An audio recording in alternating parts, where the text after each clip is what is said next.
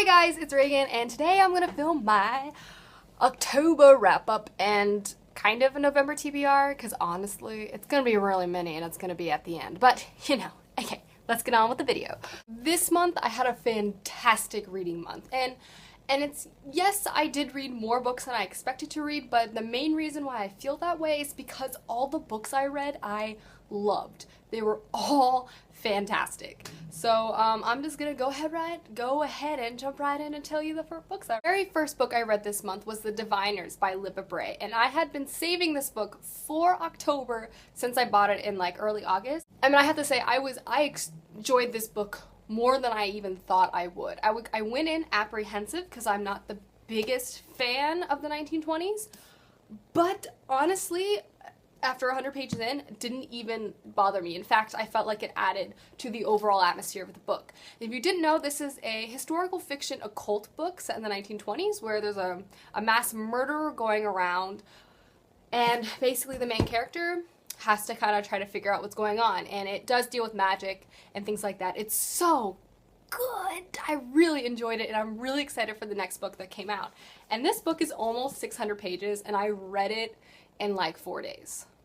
So if that says anything, it should. And I gave The Diviners by Libba Bray 5 out of 5 on Goodreads. It's so good. I enjoy this book so much. The next book I read was a total impulse buy and impulse read, and that is Obsidian by Jennifer L. Armentrout. And I feel like I need to say this because no one has said anything. Can we all just have a general consensus on how disgusting these covers are? They're really awful. I mean, I like sexy aliens, but like this is so cheesy. Like this makes me not want to bring this book in public, which I didn't. Anyway though, this story follows a girl moving into a really small town. Weird stuff starts happening. She's like, what's happening? And there's a sexy neighbor. And she's like, oh, he's so sexy, but he's so mean. You know, like the stereotypical paranormal YA romance. But I will say the thing that made me really enjoy this book was the banter back and forth between the main character and the sexy alien character. I don't even know his name. He's referred to as sexy alien. Is it Damon? Is it? It is Damon. Okay, anyway. It's really funny and quite enjoyable. The dialogue makes this book. So in the end, this book is crack cocaine. I dub it as such, and I gave it a 4 out of 5 stars on Goodreads, and I plan on basically marathoning the entire series during winter break, so I can just be a shut-in. The next book I read this month was The Coldest Girl in Cold Town by Holly Black. I cannot say the title and the author. The Coldest Girl in Cold Town by Holly Black.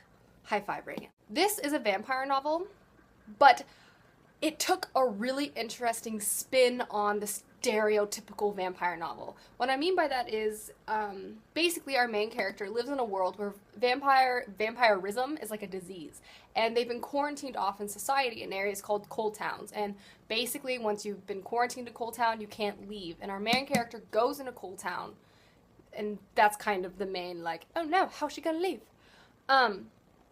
The characters in this book I really, really enjoyed, and I just fell in love with Holly Black's writing style. It was so interesting. Like, she just took spins on so many normal conventions and just did something new with it. But I also have to say, the thing that I really was impressed by this was how modern it was. In the young adult literature, there's the conventions that are used quite oftenly. Girl falls in love with boy, boy falls in love with girl, but in this book, there's heterosexual relationships, there's homosexual relationship, there's a transgender relationship, there's bisexual relationships.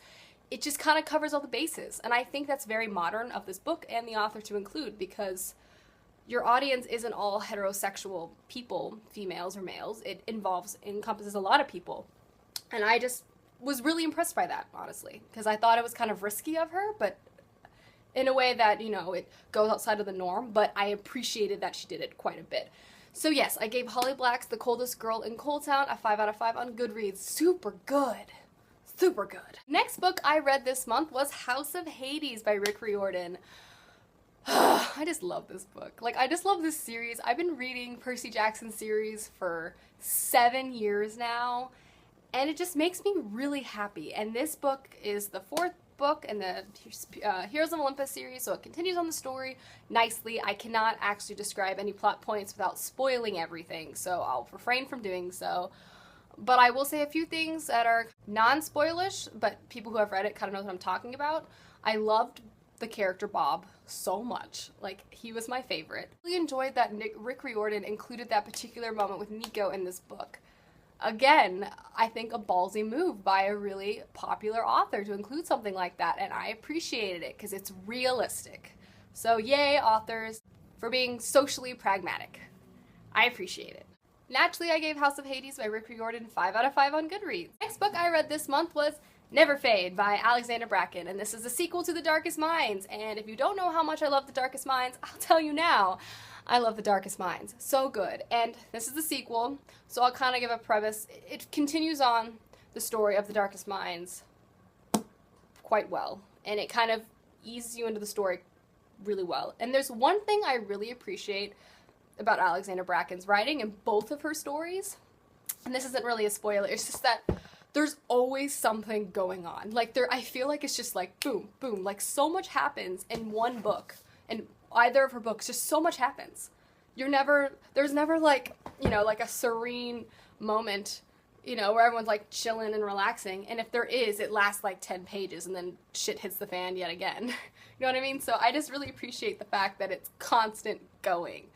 And, you know, I will admit Alexandra Bracken loves to mess with your emotions and make you feel like a super sad person at the end, but I will say this book was amazing, and I gave it 5 out of 5 on Goodreads. The very last book I read this month I read in 2 days, and that is Fangirl by Rowell.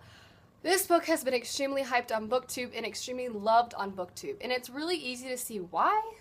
Because one, it's amazing, and two, it's extremely relatable, I think, for a lot of people on BookTube. I mean, it follows a main character who loves the internet and blogs or writes fan fiction on the internet. And I'm not writing fan fiction, but I'm very, you know, I love books and I love talking about books on the internet, so it's really easy for a lot of people to relate to. This story follows a main character named Kath. She's starting her freshman year of college. She writes fan fiction for a story called Simon and Snow, which is very similar to our Harry Potter. Anyway, it's contemporary, which I usually don't like to read, but I freaking loved this book. It's actually frightening how similar Kath is to me. She's her freshman year of college. I'm in my freshman year of college. It's just scary.